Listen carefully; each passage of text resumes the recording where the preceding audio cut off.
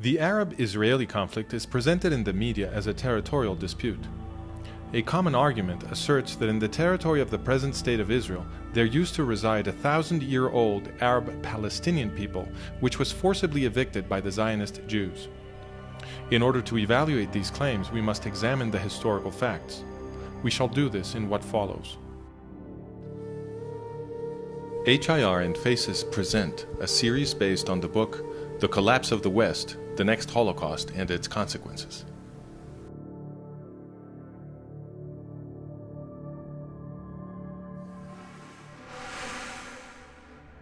It was the Romans who, in the 2nd century of the Common Era, first used the name Syria Palestina for Jerusalem and surrounding areas. It was an incorrect usage.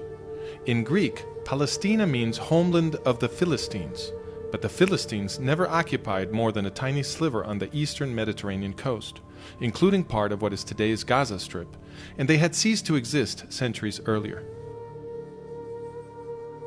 The Romans had conquered a place called Kingdom of Judah, and they themselves, after possessing it, called it Province of Judea. Both names mean homeland of the Jews. Why then did the Romans change the name to Syria Palestina? This is an important question. Jewish community and religion are organized around the Law of Moses, which, according to Exodus, was born in an Egyptian slave revolt. This explains why the Law of Moses denounces oppression and protects the poor. It also explains the preoccupations of the Roman military aristocracy. In those days, the Jews were a very large population distributed throughout the Mediterranean. The greatest worry of the Romans was that the popularity of the Law of Moses among the oppressed peoples of the empire might result in revolution. In order to avoid such an outcome, the empire launched enormous mass killings of Jews, remembered today as the First Jewish War, the Diaspora Revolt, and the Second Jewish War. According to historians, taken together and in proportional terms, the Romans killed perhaps more Jews than did Adolf Hitler. Once the genocide had been concluded, Emperor Hadrian, after destroying Jerusalem in the 2nd century, brought Greeks to settle it and forbade the entrance to Jews under pain of death. The city was renamed Aelia Capitolina and the area Syria Palestina. In political terms, Palestine means, there are no Jews here, nor do we allow them. Some Jews stubbornly remained in their Holy Land, and many others soon returned.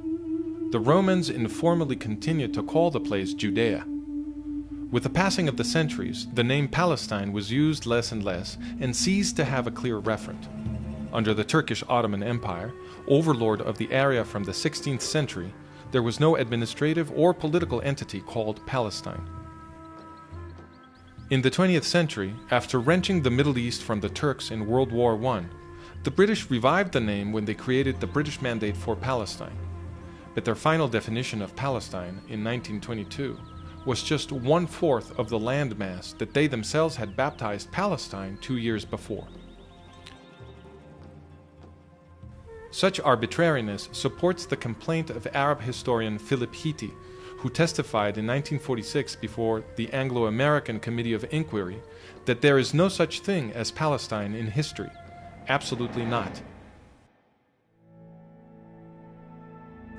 But if the name Palestine is an artificial creation of the Roman Empire, and later of the British Empire, then who are the so-called Palestinians? That question was answered by Zahir Muhsin, the chief of military operations of the Palestine Liberation Organization, or the PLO, now better known as the Palestinian Authority. In an interview with Dutch magazine Trouw, Muhsin explained, "We are all part of one people, the Arab nation. We are one people. Just for political reasons, we carefully underwrite our Palestinian identity. Because it is of national interest for the Arabs to advocate the existence of Palestinians to balance Zionism. Yes, the existence of a separate Palestinian identity exists only for tactical reasons. The establishment of a Palestinian state is a new tool to continue the fight against Israel and for Arab unity." Why does Muhsin say, a new tool to continue the fight against Israel. In war after war, the combined efforts of several Arab Muslim states were defeated by tiny Israel, again and again. So a new tool was needed, a political warfare strategy that combined terrorism with diplomacy to achieve what open warfare could not.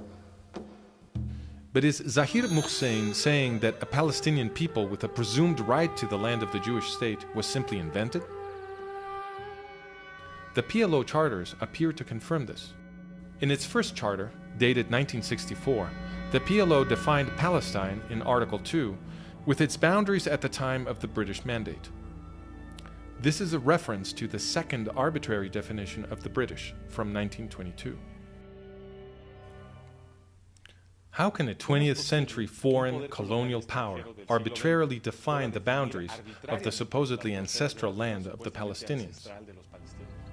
But in truth, the PLO did not even really adopt the British definition. In Article 24, the PLO explicitly asserted that Judea, Samaria, and Gaza, the territories which it now claims for its desired state, were not Palestinian. Article 24. This organization does not exercise any territorial sovereignty over the West Bank, Judea and Samaria, in the Hashemite Kingdom of Jordan or on the Gaza Strip. In 1968, the PLO rewrote its charter. This time, the definition of Palestine did not exclude Gaza, Judea, and Samaria, so the PLO was now claiming these territories. What explains the change? In 1964, when the PLO wrote its first charter, Egypt was illegally occupying Gaza, and Jordan was illegally occupying Judea and Samaria.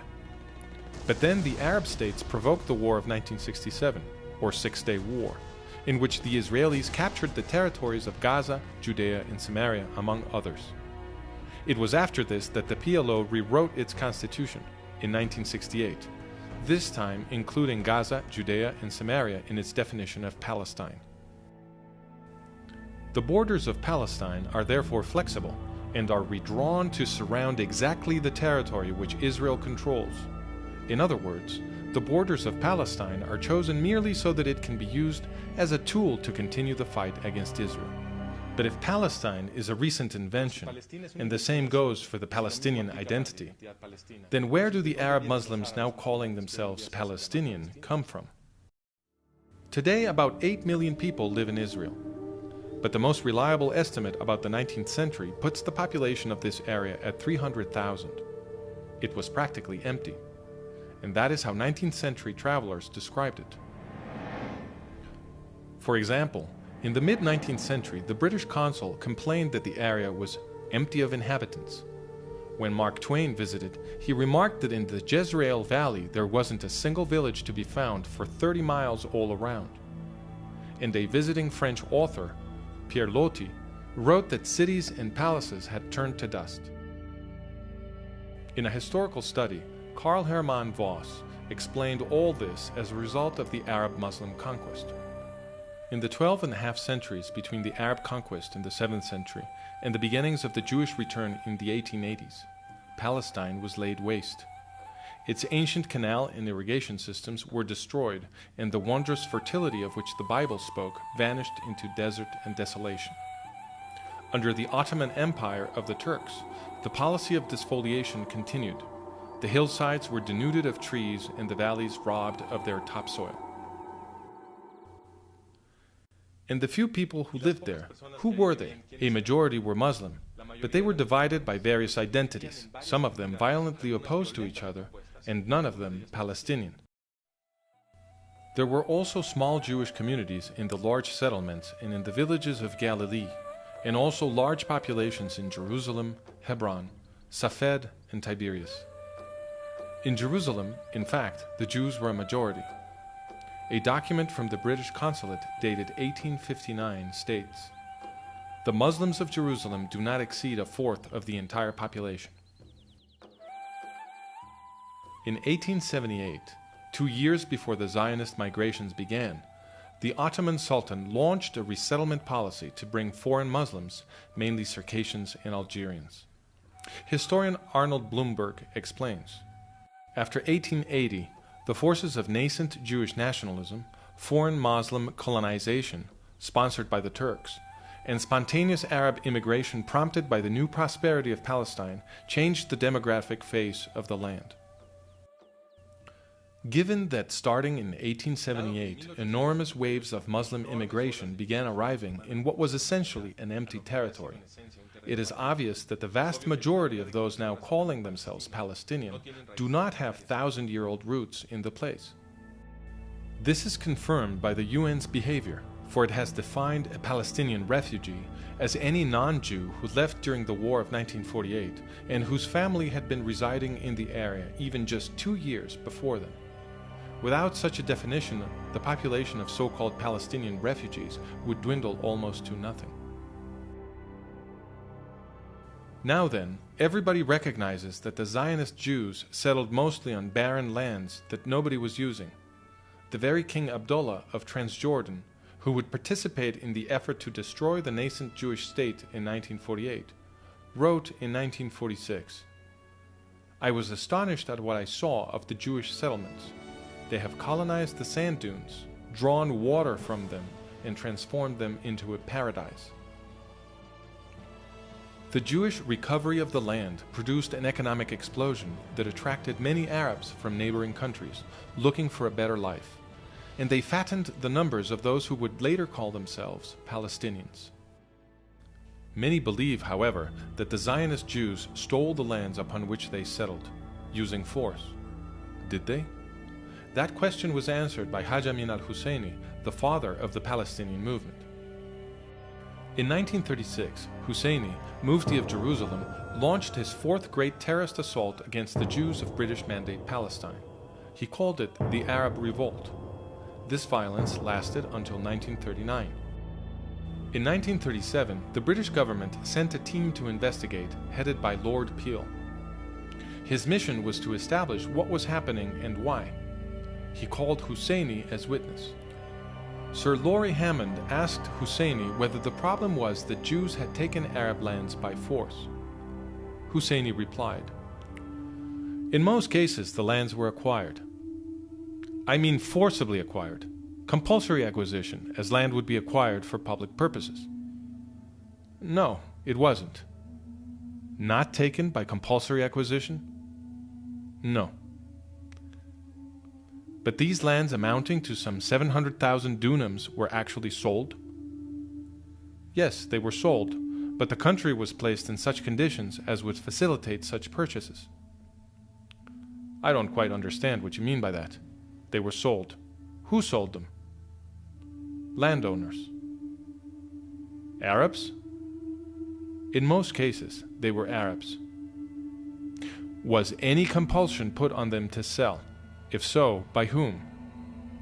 "As in other countries, there are people who by force of circumstances, economic forces, sell their land." The Arab landowners who, according to Husseini, had been forced to sell their lands were the Effendi, the great feudal lords of the area. They did whatever they liked. Nobody forced them to sell. And they had sold their least productive lands at very high prices. In fact, Husseini's own family, among the largest Effendi landowners, was doing a brisk business with these sales. The Husseinis first would threaten the small landowners with death if they dared commit the so-called national crime of selling land to Jews. Then they would buy these plots at fire sale prices, consolidate them, and resell them at extortionate prices to the Zionist Jews. Historian Nathan Weinstock explains, "In other words, hyper-nationalist propaganda became a lucrative industry, indeed even an American-style racket, for the Arab gentry." To conclude, it is false to say that a 1,000-year-old Palestinian people had its ancestral land taken by force by the Zionist Jews. First, because there was no such Palestinian people in the land, and second, because the Zionist Jews bought their lands from willing Arab landowners at prices well above the usual market rate.